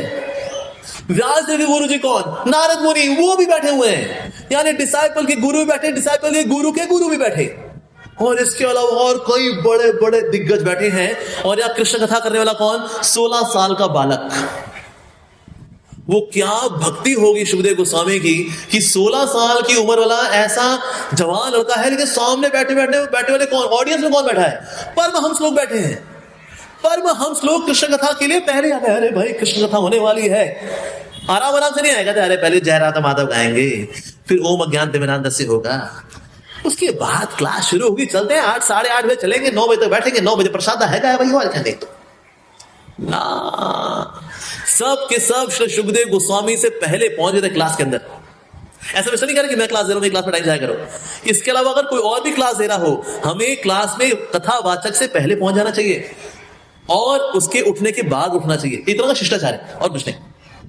तो यहां बता रहे वास्तव में आप इतने दिव्य महापुरुष हैं कि परमहंस लोग आपको सुनने के लिए आए हैं। और ये वो शुकदेव गोस्वामी है। शुकदेव गोस्वामी को वास्तव में श्रीमद् भागवतम किसने सिखाया? दिव्य जगत के अंदर श्रीमती राधा रानी अनार का एक दाना लेती हैं, शुक के मुंह में डालती हैं और फिर भागवतम का श्लोक सुनाती हैं, फिर अनार का दाना मुंह में डालती हैं। उनका तोता खाता है शुकदेव, और फिर राधा रानी उनको भागवतम सिखाती हैं। जिसने श्रीमद् भागवतम सीखा हो स्वयं श्रीमती राधा रानी से, जैसे ऐसा व्यक्ति जो है वास्तव में मुनि सत्तमा, जो मुनि लोग है ना उनमें उत्तम है वास्तव में श्री शुकदेव गोस्वामी। तो ऐसा गुणगान कर रहे हैं वास्तव में।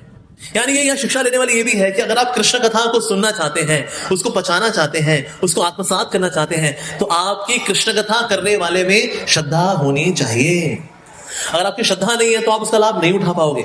भले ही आपके सामने मेरे जैसा टिटमुंजिया बैठा हो या इवन कोई परमहंस बैठा हो, लेकिन अगर आपकी कृष्ण कथा करने वाले में श्रद्धा नहीं है तो आप कृष्ण कथा सुनकर के लाभ नहीं उठा पाओगे। अरे ये तो पता है हमें, ठीक है और क्या, तो बहुत सी बड़ी बात है, ठीक है। ये हम होते ना तो और अच्छा बोल पाते। और एनीवेज आज इनको बारी दी हुई है, कोई नहीं आप बोल लो। तो अगर ऐसा किसी का भाव हो स्पीकर को लेकर, कृष्ण कथा करने वाले को लेकर के, तो ऐसा व्यक्ति कृष्ण कथा का जो सौभाग्य है उसका लाभ उठा नहीं पाएगा। तो इसलिए जरूरी है कृष्ण कथा में रिस्पेक्ट होनी चाहिए। तो परीक्षित महाराज ने उसे कुछ सवाल पूछे। सवाल पूछना बताता है कि आपका कितना उत्साह है कृष्ण कथा को लेकर। तो उन्होंने पूछा कि किस प्रकार से बलराम जी प्रकट हुए देवकी मैया के यहाँ पर, फिर वो किस तरह से रोहिणी मैया के कोख में उन्होंने वो ट्रांसफर हो गए, और साथ ही कृष्ण जो है वसुदेव जी के घर से कैसे पहुंचे नंद महाराज के यहाँ, वृंदावन में उनका वास कहाँ पर था, और साथ ही वृंदावन में जो रहे तो वहां पर कार्यकलाप भला क्या थे, किस प्रकार से उन्होंने कंस का वध किया, क्योंकि अपने मामा जी का वध करना तो उचित नहीं माना गया शास्त्रों में, अपने मामा जी का वध भला उन्होंने क्यों किया। और अच्छा फिर द्वारका में क्या क्या लीलाएं हुई, कृष्ण की कितनी पत्नियां थी, किस प्रकार से उन्होंने प्रश्न बड़े उत्साह पूर्वक पूछे। और ये बोला कि जो मैंने सवाल पूछे हैं इनका जवाब तो दीजिए, जो मैं नहीं पूछ पाया हूं उनका भी जवाब दे दीजिए। तो ऐसा उत्साह देख करके शुकदेव गोस्वामी ने कहा वास्तव में आपके जैसे सुनने वाले जो बैठे होते हैं ना, तो कथावाचक भी उत्साही होता है कि कृष्ण कथा वो अच्छे से करे।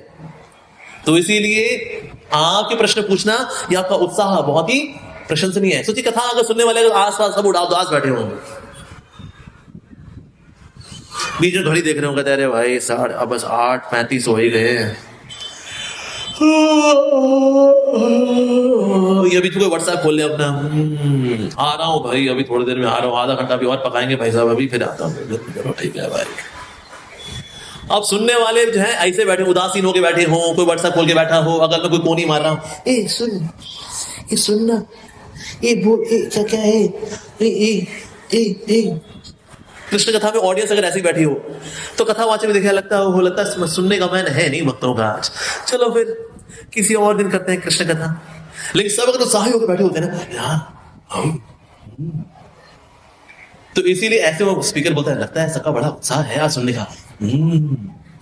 तो इस प्रकार से प्रश्न पूछ करके परीक्षित महाराज कि मुझे कृष्ण कथा बताइए, कृष्ण लीला बताइए। 5 दिन बीत चुके हैं, लेकिन उसके बाद इवन परीक्षित महाराज से पूछा भी क्या कि 5 दिन हो गए आपने कुछ खाए पिए नहीं हो, बाहर स्टॉल लगा हुआ है लस्सी का, चाहे तो पी करके आ सकते हैं, थोड़ा रेस्ट वगैरह करना है रेस्ट करके आ सकते हैं।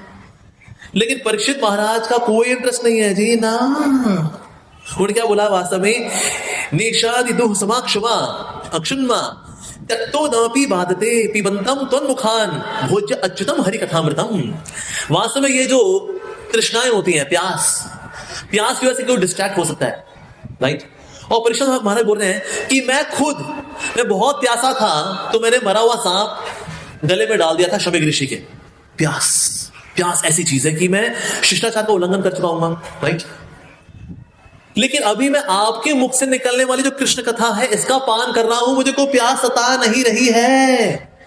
यानी कृष्ण के बारे में श्रवण करना, कृष्ण का स्मरण करना, ये इतना दिव्य है कि आपको खाना, भूख, प्यास इत्यादि के परे ले जाता है। That means you can be in trance, आप समाधि में आ सकते हो कृष्ण कथा को सुन करके।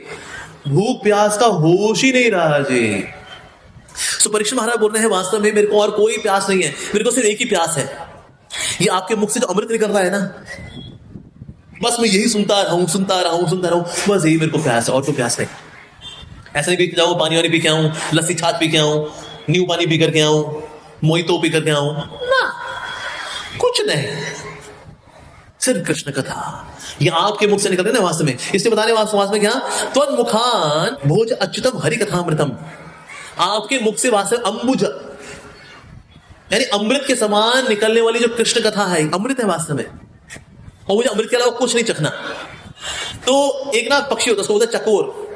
चकोर क्या करता है, वो और कहीं से पानी नहीं पीता, सिर्फ बारिश का पानी ही पीता है। भले बगल में तालाब हो, आप भले कसौला रख दो पानी डाल करके, उसमें बर्फ डाल करके, ना, सिर्फ जो बारिश का पानी है वही पिएंगे।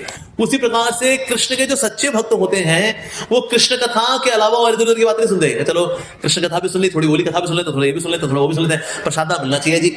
हाँ, कृष्ण कथा सुनने वाले सिर्फ कृष्ण कथा के लिए रहते हैं। तो इस प्रकार वो बता रहे हैं यहाँ पर परीक्षित महाराज कि मुझे और कुछ नहीं सुनना, मुझे और कुछ नहीं सुनना, मुझे सिर्फ और सिर्फ आपके मुख से यही सुनना, कथा ही सुनिए बस। 5 दिन बीत चुके हैं, अब आने वाले जो 2 दिन बचे हुए हैं इसमें भी बस कृष्ण कथा कृष्ण कथा कृष्ण कथा, ऐसा उनका भाव हुआ वास्तव में। तो आप कृष्ण कथा बोलिए और हम इसको सुनेंगे। तो कौन से 3 प्रकार के लोग हैं जिनको लाभ मिलता है कृष्ण कथा का? एक है स्पीकर, दूसरा है सवाल पूछने वाला, तीसरा जो बाकी श्रोता है। इन तीनों को लाभ देता है वास्तव में, देती है कृष्ण कथा। जैसे गंगा नदी जब ऊपर से आई तो ब्रह्म लोग ऊपर के लोगों को तारते हुए, बीच के लोगों को तारते हुए, नीचे के लोगों, तीनों लोगों को तारते हुए आगे बढ़ती है वो। उसी प्रकार से कृष्ण कथा भी गंगा के समान है, इसके टच में जो भी आएगा उसका कल्याण होएगा ही होएगा। सबसे पहला कल्याण किसका होता है? स्पीकर का। सबसे अधिक लाभ किसको होगा? कृष्ण कथा करने वाले को, यानी अभी इस समय अमोघ लीला दास को। दूसरा किसको लाभ मिलेगा? जो सवाल पूछेगा, प्रभु जी मेरा एक सवाल है, प्रभु जी I have got a question. दूसरा लाभ उसका होगा। और फिर बाकी श्रोता जिनका सवाल तो कुछ नहीं था लेकिन वो कथा में आए, बैठे और सुना, उनका भी लाभ होगा। तो कृष्ण कथा सबको तारती है इन डिसेंडिंग ऑर्डर, सबसे अधिक बोलने वाले को, उसके बाद फिर प्रश्न पूछने वाले को, उसके बाद फिर बाकी जो श्रोता है उनको, सबको इस प्रकार से तारने वाली है कृष्ण कथा। सबका लाभ होता है यहां पर। तो उन्हें पहले तो प्रशंसा की उनकी, सुखदेव गोस्वामी जी की, उसके बाद उन्होंने सबसे फेमस रीजन बताना शुरू किया कि कृष्ण का प्राकट्य हुआ तो भला क्यों हुआ। तो फिर उन्होंने कारण क्या बताया? तो सबसे फेमस कारण क्या है, किस प्रकार से पृथ्वी माँ के ऊपर यहाँ पर इतनी आपदाएं मची हुई हैं, क्योंकि यहाँ बड़े बड़े रजोगुणी क्षत्रिय हैं जो कि पाप इतना करके यहाँ जीवन जी रहे हैं, जिसकी वजह से पृथ्वी बहुत पाप बढ़ गया है। अब पृथ्वी पर जो पाप बहुत बढ़ गया है तो ऐसे में पृथ्वी देख रही है बड़ा लोड बहुत बढ़ गया, पाप इतना हो गया है। तो उसने गाय का रूप धर करके ब्रह्मा जी के पास गई कि इतना पाप बढ़ चुका है, क्या करें ऐसी परिस्थितियां भला। तो ब्रह्मा जी के पास है।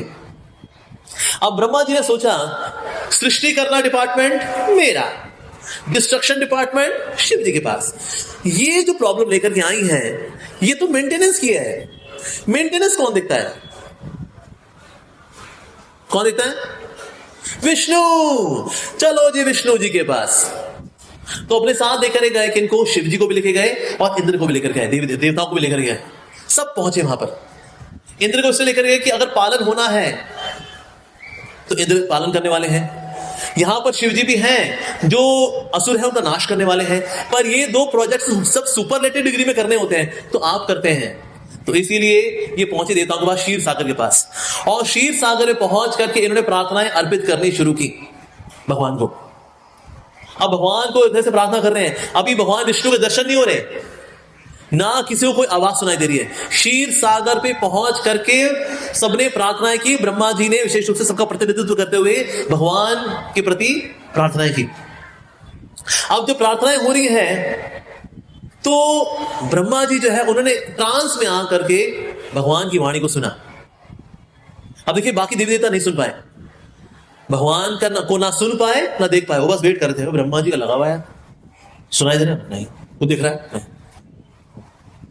ब्रह्मा जी जी जी जी बिल्कुल ठीक है जी प्रभु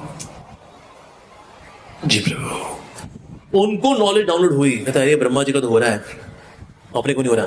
तो यहां विष्णु किसी को दृष्टिगोचर हुए नहीं, ना उनकी आवाज सुनाई दी, सिर्फ ब्रह्मा जी को आवाज सुनाई दी, उनको भी दिखे नहीं। लेकिन भगवान कृष्ण जब लीला करने के लिए आते हैं तो देवी देवताओं को भी दिखते हैं, ब्रह्मा जी को भी दिखते हैं, साथ ही उनकी आवाज भी सुन पाते हैं। तो भगवान विष्णु वैसे बहुत दयालु हैं, लेकिन उनसे भी ज्यादा दयालु है कृष्ण। जबकि विष्णु कहां से आ रहे हैं? कृष्ण से। तो अगर विष्णु जी का दिखना अगर रेयर है, बड़ा दुर्लभ है, तो भगवान कृष्ण का दिखना सुनना तो और अधिक रेयर होना चाहिए, क्योंकि ये तो उनके स्रोत है, विष्णु के भी स्रोत है ये तो। पर विष्णु दिखाई भी नहीं दे रहे, सुनाई भी नहीं दे रहे, लेकिन कृष्ण जो विष्णु के भी स्रोत है वो दिखते भी हैं और सुनाई भी देते हैं। तो अधिक दयालु कौन हुआ भला, विष्णु या कृष्ण? कृष्ण। यस, ऐसा नहीं विष्णु दया नहीं है, भगवान विष्णु भी बहुत दयालु है, लेकिन वो बहुत दयालु विष्णु से भी अधिक दयालु है भगवान श्री कृष्ण। जैसे अब ये गोवर्धन लीला हुई, गोवर्धन लीला में इंद्र ने कृष्ण को देखा, कृष्ण की आरती की, टन टन टन टन टन टन टन टन टन टन टन, ब्रह्मा जी ने स्तुतियां की है, अरे प्रभु, अपने मस्तक को रखा, प्रणाम किया उनको, 4 मस्तक है उनके, प्रणाम ऐसे किया, ठक, फिर यहाँ प्रणाम, फिर यहाँ प्रणाम, ऐसे ठक ठक ठक ठक, 4 बार प्रणाम। हे कृष्ण करुणा सिंधु दीनबंधु जगतपते गोपेश गोपिकांत राधाकांत नमस्ते, फिर दोबारा से, फिर तीसरी बार, फिर चौथी बार, ऐसा।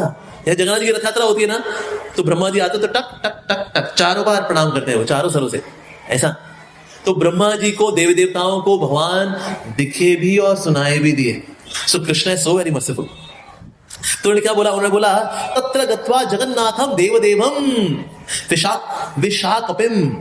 तो पहले क्या बताया उनको कि वास्तव में आप क्या हैं, जगन्नाथम, जगत के नाथ कौन है, आप हैं, ओ श्री हरि। तो जगत का पालन कौन करेगा, आप करेंगे। दूसरा देवदेवम, जनता के देव कौन, हम लोग, देवता लोग, लेकिन देवताओं के देव भला कौन है, ओ श्री हरि, ओ प्रभु, आप है देवदेवम, देवों के भी आप देव हैं वास्तव में। और साथ ही विशाखपिम, यानी इच्छाओं को पूरा करने वाले हैं। हमारी भी इच्छा है जी, बहुत पाप बहुत बढ़ गया है, पृथ्वी जी की रक्षा होनी है, तो कृपा करके हमारी प्रार्थना को सुने। सो पुरुष सूक्त, ये प्रार्थनाएं कहलाती है पुरुष सूक्त, जहां भगवान को प्रसन्न करने के लिए देवी देवताओं ने प्रार्थनाएं अर्पित की। और कैसे अर्पित की, बहुत ही अटेंटिवली, बड़ी रेवरेंस के साथ, बड़े भाव के साथ, चित्त को लगा करके प्रार्थनाएं की। तो फिर भगवान से संदेशा आया, ऐसा। लेकिन प्रार्थना कैसे करनी चाहिए, चित्त को वहां पर पूर्ण रूप में लगाना चाहिए। हम तो प्रार्थनाएं करते हैं, तो अक्सर प्रार्थनाएं हम क्यों नहीं सुन पाते, क्या कारण है कि प्रार्थनाएं नहीं होती। यहाँ प्रार्थना कर रहे हैं लेकिन प्रार्थना में कनेक्शन नहीं आ रहा जी, वो जुड़ाव नहीं हो रहा भगवान के साथ। व्हाट आर द रीजंस, क्या कारण रहते हैं ऐसा। एक कारण, लोग प्रार्थना तो कर रहे होते हैं लेकिन प्रार्थना के बाद डे ड्रीमिंग भी कर रहे होते हैं, ये हो जाए वो हो जाए, उसने मेरा पैसा नहीं चुकाया, उसको मैसेज करना था, फला ढिमका, यहाँ प्रार्थना कर रहे हैं। कई बार लोग मंदिर में आते हैं ना, ऐसे ऐसे कर रहे हैं लेकिन ध्यान नहीं और होता है, हरे कृष्णा हरे हरे हरे राम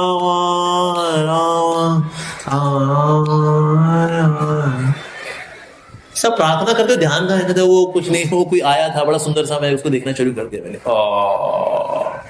डिस्ट्रैक्ट हो गए जी। यहां प्रार्थना क्यों नहीं कर पाते, इसकी वजह से यही कर रहे हैं, इसलिए ऐसे ऐसे ऐसे ऐसे ऐसे।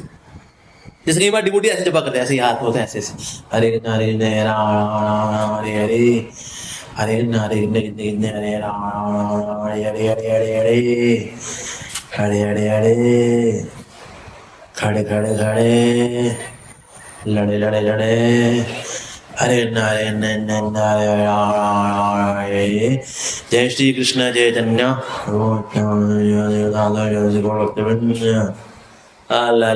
ऐसे कौन प्रार्थना करता है वाला, सोशल मीडिया से डिस्ट्रैक्ट हो जाते हैं और आलस की वजह से प्रार्थना नहीं कर पाते या मंदिर नहीं आ पाते। उलूबाड़ी में मंदिर, इतना सुंदर मंदिर है, कोई भक्ति नहीं होता कभी, अरे ऐसे कैसे, अरे कौन जाएगा पहाड़ी के ऊपर, अरे इतना ऊपर पहाड़ी मंदिर क्यों खोल दिया भाई, नीचे खोलते फिर पहुंच जाते हैं हम। आलस आलस आलस की वजह से प्रार्थनाएं नहीं कर पाते। दूसरा क्या है, टेस्ट ही नहीं है, कहते हैं हाँ भक्ति करनी चाहिए लेकिन क्या करें, उसका टेस्ट ही नहीं है हमको, तो फिर टेस्ट ही नहीं है, तो टेस्ट ना होने की वजह से, भक्ति में टेस्ट ना होने की वजह से भी लोग आलस कर जाते हैं, ऐसा होता है। साथ ही कुछ पाप, पुराने पाप किए हुए रहता है, यार पाप बहुत किए हैं, क्या शक्ल लेके जाए उनके पास, इतने पापी हैं जी मत पूछो जी मत पूछो, इतने पाप किए हैं।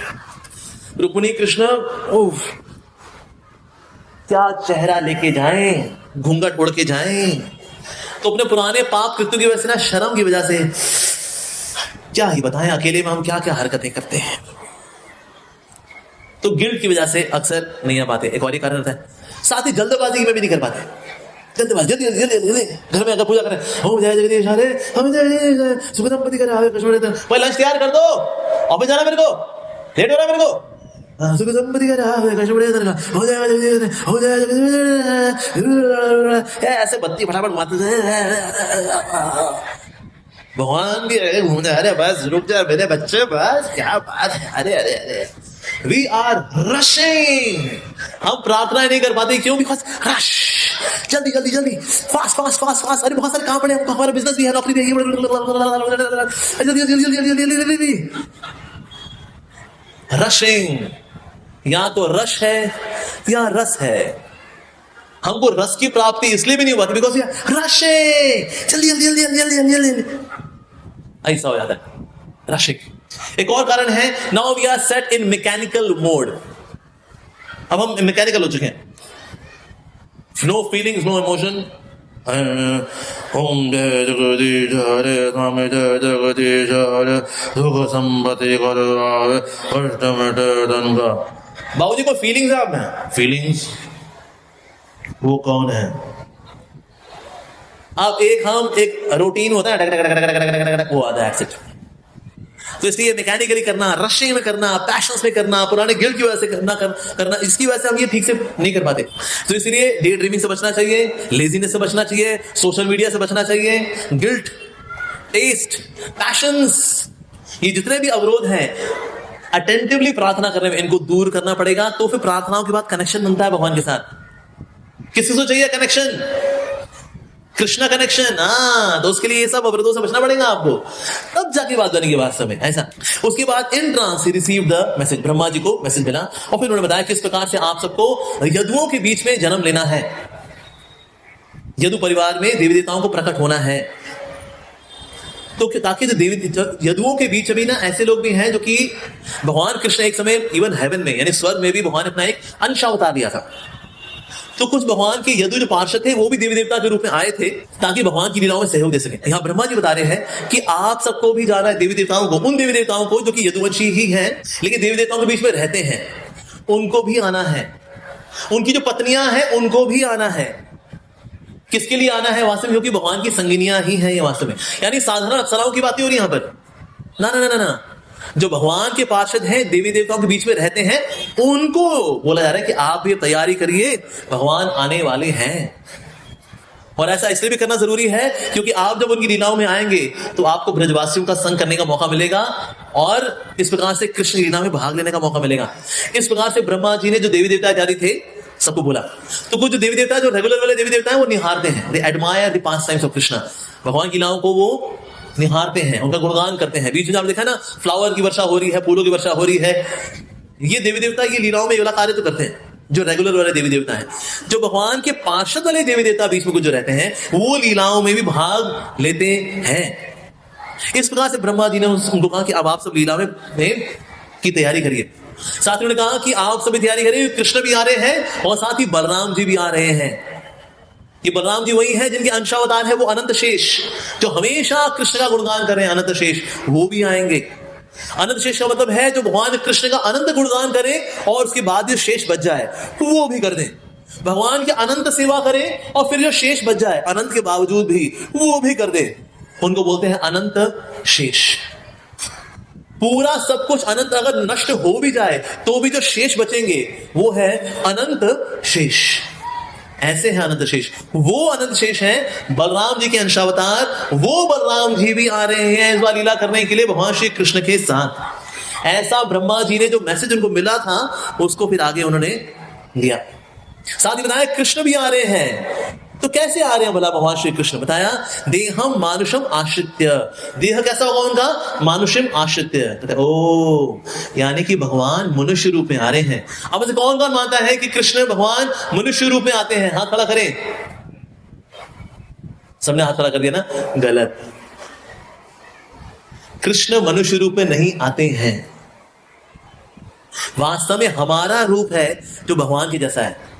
भगवान मनुष्य जैसे नहीं है। हम भगवान के बच्चे हैं, राइट? कभी आपने सुना है बाप ना बिल्कुल बेटे पे गया है? कौन मानता है इस बात को? बाप बेटे पे जाता है? नहीं, बेटा बाप पे जाता है। बेटे को देखते, बेटा देखो यार बिल्कुल बाप पे गया है ना, यार बेटा देखो तो सही बिल्कुल बाप पे गया है। हाँ, हम कभी नहीं बोलते बाप बेटे पे गया है। अगर हम ये बोले भगवान का मनुष्य जैसा रूप है, हम उल्टी गंगा बहा रहे हैं यहाँ पर। वास्तव में हमारा जो रूप है ये भगवान के जैसा है, भगवान का रूप हमारे ऐसा नहीं है। तो यहां जो बता रहे हैं देह मानुषम आश्रित्य, इसका मतलब बेसिकली बता रहे हैं कि परीक्षित महाराज पूछ रहे हैं कृष्ण यहाँ कितने समय रहेंगे। देवताओं वाली कैलकुलेशन मत देना कि देवताओं का कितने साल, मनुष्यों के कितने साल, यहां पर कितने साल रहेंगे, तो 125 साल रहेंगे मनुष्यों के। इसीलिए बता रहे देहम मानुषम आश्रित्य, देवताओं का नहीं मनुष्यों का। साथ ही भगवान ने जब 80 लाख योनियां बना ली थी ना, 80 लाख योनियां बनाने के बाद उन्होंने कहा ये तो सब डबल ढक्कन है, तो इनमें किसी में तो ऐसा विवेक है ही नहीं जो मेरे पास आ सके। ओके, तो फिर भगवान ने फिर 4 लाख योनियां और बनाई अपने जैसी दिखती हुई, 4 लाख। उनमें से ये कौन सी योनियां वहां से, मनुष्य योनियां। तो मनुष्य योनि 4 लाख प्रकार की हैं, उनमें से ये जो भारतवर्ष में मिलने वाली मनुष्य योनियां जिसमें अभी हम लोग हैं, ये सबसे सर्वश्रेष्ठ है, क्योंकि भक्ति करने के लिए सबसे अधिक अनुकूल है ये। आपको भी नहीं पता कितना बड़ा सौभाग्य है मनुष्य जीवन मिलना, बहुत बड़े सौभाग्य, बड़ा दुर्लभ है ये मनुष्य जीवन। उसमें भी अगर आपको सोचिए मनुष्य जीवन मिल गया होता यूरोप में, अमेरिका में, तो भोग विलास में आपका जिंदगी बीत चुकी होती। अगर आप अफ्रीका में कहीं ट्राइब में होते तो शिंगालिंगा हे शिंगालिंगा हो या करते करते आपका मनुष्य जीवन बीत चुका होता। चाइना में मनुष्य जीवन मिला होता तो कान खजूरे सांप बिच्छू कुत्ते बिल्ली खाते हुए आपका मनुष्य जीवन बीत चुका होता। लेकिन आपको मनुष्य जीवन मिला कहां पर, भारतवर्ष में। तो ये सर्वश्रेष्ठ है। और उसमें भी आपको मिला आसाम गुवाहाटी में। आसामी लोग हैं, they are so naturally they are into bhakti. ये मनुष्य जीवन आप सब कुछ मिला है, it is even more special. आपको भी नहीं पता, अच्छा इतना स्पेशल है क्या, हमको पता नहीं था, पर आसामी लोग इतना सौभाग्यशाली गया। हाँ, आप लोग बहुत सौभाग्यशाली हैं, आपको भी नहीं पता। अगर कोई इतना सोने की खान के ऊपर खड़ा होता है ना, उसको पता नहीं होता कि मैं सोने की खान पे खड़ा हो गया, वो मुझे मिट्टी में खड़ा। अबे नहीं रे, तेरे नीचे सोने की खान है। ऐसा क्या? हाँ जी, हमको भी नहीं पता कितना बड़ा आशीर्वाद हमको मिला है वास्तव में। इसीलिए वास्तव में भगवान फिर बता रहे कि भगवान देहा मानुषम आश्रित्य, इसका मतलब वास्तव में मनुष्य के जैसे दिखने वाला उनका देह है, लेकिन असल में ये मनुष्य नहीं है। भगवान का एक नाम है कपट मनुष्य। क्या नाम है जी? कपट मनुष्य, यानी मनुष्य नहीं है ये, दिखते मनुष्य जैसे, लेकिन असल में हमारी आकृति भगवान की जैसी है। भगवान की आकृति हमारे जैसी नहीं है। हमारी आकृति भगवान जैसे, 2 हाथ, ये 2 टांगे, ये चेहरा, ऐसा भगवान का वास्तव है। तो भगवान ने अपने जैसा दिखने वाली बनाई है 4 लाख योनियां, और फिर इनमें एक्स्ट्रा विवेक दिया ताकि उस विवेक का इस्तेमाल करके, बुद्धि का इस्तेमाल करके हम उन तक पहुंच सकें। इसलिए भगवान ने हमको दिया वास्तव में। इसलिए शास्त्र में आता है परमात्मा नराकृति, वही परमात्मा है जो नराकृति में है, नर की आकृति में है, लेकिन नर नहीं है, न किसी आकृति जैसी दिखती हो, बल्कि नरों को आकृति देने वाले हैं। ऐसा नराकृति परब्रह्म कारण मानुष, द सुप्रीम एब्सोल्यूट ट्रूथ। आते कैसे? मनुष्य जैसे दिख रहे हैं, लेकिन मनुष्य नहीं है। कई लोग ऐसे बोलते हैं, देखो आपको लगता है भगवान ऐसे है जिसके 2 हाथ, नाक, कान, ऐसा, क्योंकि आप मनुष्य है। अगर आप सांड होते तो आप भगवान कैसा है, वो सींग वाला है, कुबड़ा निकला हुआ है, भगवान सांड जैसा दिखता है। अगर आप जिराफ होते तो आप किसी जिराफ जैसे दिखने वाले व्यक्ति को भगवान मान लेते, क्योंकि आप मनुष्य हो, आपने उस पर अपनी तस्वीर को चिपका दिया, अपनी फॉर्म को चिपका दिया। पर ऐसी ऐसा नहीं है, ऐसा नहीं है। Not that we superimpose our form on God, God has this kind of form actually. तो भगवान की इस प्रकार से ये दिव्य फॉर्म है। और जब भगवान ऐसा करते हैं तो कैसे करते हैं भला? विष्णुर माया भगवती यया सम्मोहितम जगत। भगवान वास्तव में इस जगत के अंदर कैसे आते हैं? विष्णु माया भगवती। अच्छा, मतलब ये माया के वशीभूत होकर भगवान आते हैं कि परम ब्रह्म है, वो तो माया के परे है, और फिर वो माया से दूषित हो गया, फिर बन गया राम कृष्ण नरसिंह वामन। ऐसा क्या? नहीं, ऐसा बिल्कुल नहीं है। भगवान माया के वशीभूत होकर के निराकार ब्रह्म ऐसा नहीं रूप ले लेता है वो, नहीं। जो निराकारवादी ऐसा मानते हैं कि निराकार ब्रह्म है, वो निराकार है, उसके बाद फिर वो माया के स्पर्श में आ गया तो फिर बन गया राम नरसिंह इत्यादि बन गया, और फिर वो अविद्या के संपर्क में आ गया तो बन गया जीव। जैसे हम सब जीवा है, हमें माया भी है और अविद्या भी है। अविद्या हट जाएगी तो हम क्या बन जाएंगे? फिर भगवान। फिर माया हट जाएगी तो हम क्या बन जाएंगे? ब्रह्म। ये एकदम लल्लू कॉन्सेप्ट है। भगवान माया से दूषित होते नहीं है। अच्छा कहां दिया है ऐसा भला? भगवत गीता के अंदर दिया है भगवान ने। भगवान कृष्ण बोल रहे हैं भगवत गीता के अंदर, क्या बोल रहे हैं? देवी हेषा गुणमयी मम माया दुरतया माम एव ये प्रपद्यन्ते माया में ताम तरन्ते थे। माया चली जाती है कैसे? अगर कृष्ण के शरणागत हो जाए तो। जैसे आप किसी घर जाओ, अगर वहां पर कुत्ता है, ठीक है ना, और आपने दरवाजा खोला, कुत्ता डोबरमैन कुत्ता आपको बना गया, अपने कुत्ते कुत्ते कहेगा कुत्ते हट जा, कुत्ते कहेगा कुत्ता कुत्ते कहेगा कुत्ता कुत्ते, तो फिर कुत्ता हट जाएगा? नहीं, कुत्ते के मालिक को पुकारना पड़ेगा, चोपड़ा साहब चोपड़ा साहब कुत्ता हटाइए कुत्ता हटाइए। तो फिर चोपड़ा साहब आएंगे, टॉमी get down।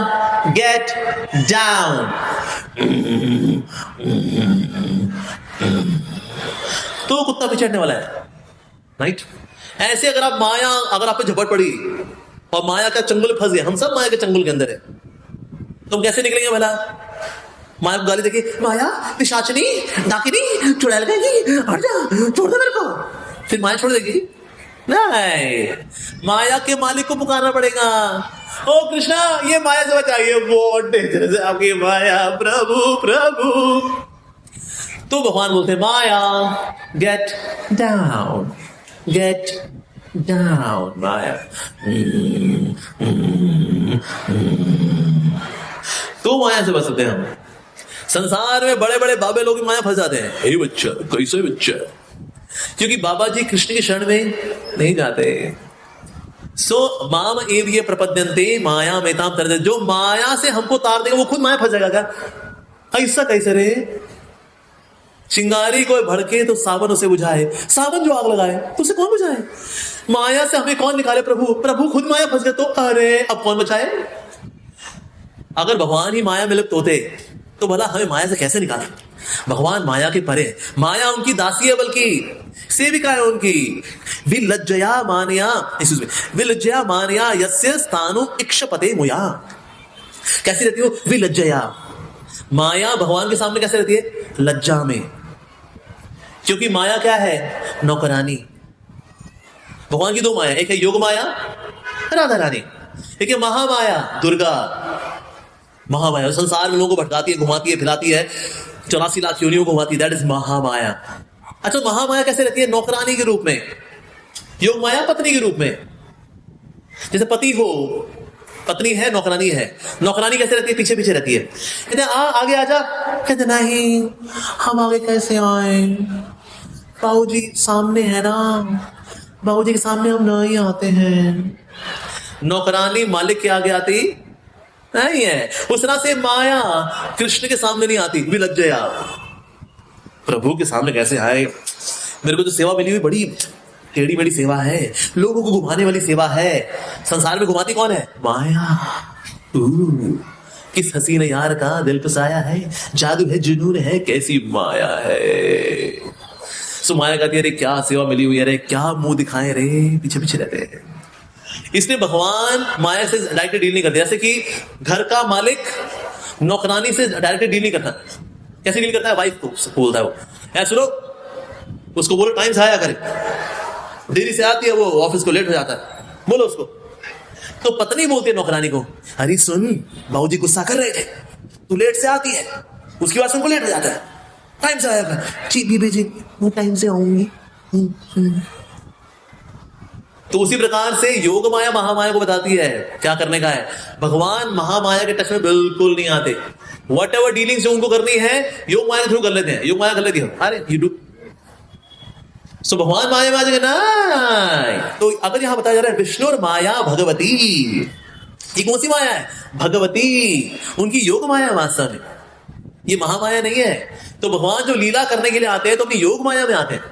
और योग माया कैसी है उनकी? योग माया उनके अनुसार चलती है। जैसे मेरी परछाई मेरे अनुसार चलेगी ना, ऐसे हाथ हिलाऊंगा तो परछाई भी ऐसे ही हाथ हिलाएगी, अगर मैं ऐसे हाथ हिलाऊंगा तो परछाई भी ऐसे हाथ हिलाएगी। तो परछाई वो करती है जो मैं करता हूं, ऐसा। उस प्रकार से भगवान की जो माया शक्ति है वो वैसा काम करेगी जैसे भगवान चाहते हैं। अब ऐसा करो तो माया वैसा करेगी, अब ऐसा करो तो वैसा करेगी। पर माया भगवान को ढकती नहीं है। जैसे मेरी परछाई मेरे को ढकेगी, किस किस की परछाई उस व्यक्ति को ढक लेगी? हाथ खड़ा करें, नहीं ढक सकती।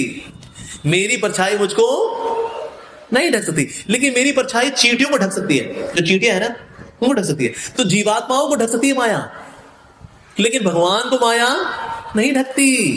यस, लीला करने के लिए भगवान अपनी शक्तियों को एंगेज करते हैं सेवा के अंदर, ऐसा। तो इसे बताया विष्णु और माया भगवती या सम्मोहितम जगत। हाँ, तो इस प्रकार से भगवान सारे कार्य संपन्न करते हैं जगत के अंदर। जो लीला करते हैं तो योग माया, और संसारिक कार्य करते हैं तो महामाया।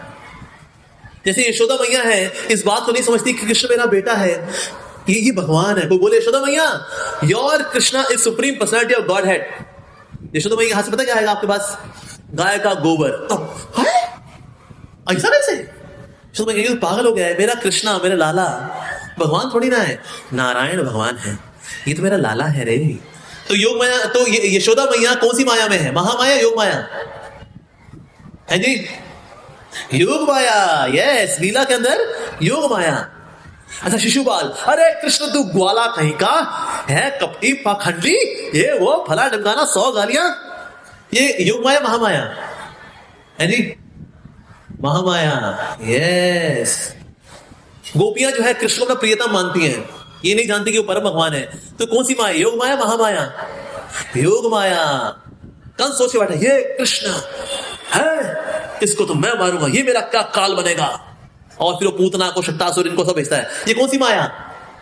महामाया।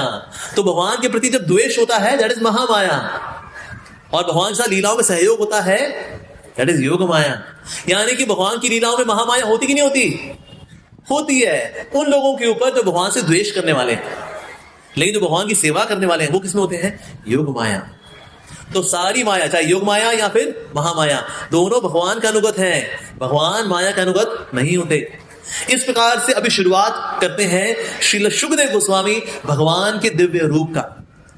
ऐसे नहीं भगवान निराकार है और माया के संपर्क में आकर रूप लेते, नहीं, मायापति है वो और सच्चिदानंद स्वरूप वाले है वो, उनके बारे में चर्चा शुरू होने वाली है। इस प्रकार से अब कथा का शुभारंभ किया है श्रील शुकदेव गोस्वामी जी ने परीक्षित महाराज के आगे। ठीक है जी, यहीं पे हम देते हैं विराम। हरे कृष्णा।